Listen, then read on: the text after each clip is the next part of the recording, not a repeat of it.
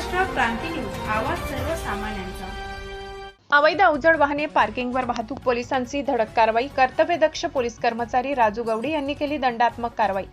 दिनांक 25 ऑगस्ट रोजी सातपूर अंबड लिंक रोडवरील चुंचाडे फाटा परिसरात एका दुचाकी स्वाराचा खड्ड्यामुळे व रस्त्यावर अवैधपणे पार्किंग केलेल्या वाहनामुळे दुर्दैवी मृत्यू झाल्याची घटना घडली होती।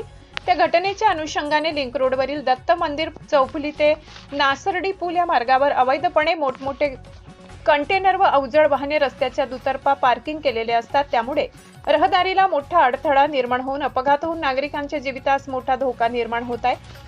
त्या अनुषंगाने आज दिनांक 27 ऑगस्ट रोजी सकाळी 10 वाजता सातपूर वाहतूक शाखेतर्फे पोलीस निरीक्षक फुलपगारे, प्रभारी पोलीस निरीक्षक सुनील अहिरे यांच्या मार्गदर्शनाखाली कर्तव्यदक्ष पोलीस कर्मचारी राजू गवडी, वाघ, सुनील अहिरे यांनी अवैध पार्किंग केलेल्या ठिकाणी जाऊन वाहनांवर दंडात्मक कारवाई सुरू केली आहे। तसेच यापुढेही रहदारीस अडथळा ठरणाऱ्या अवैध वाहन पार्किंगवर दंडात्मक कारवाई सुरूच राहणार असल्याची माहिती पोलीस अधिकाऱ्यांनी दिली।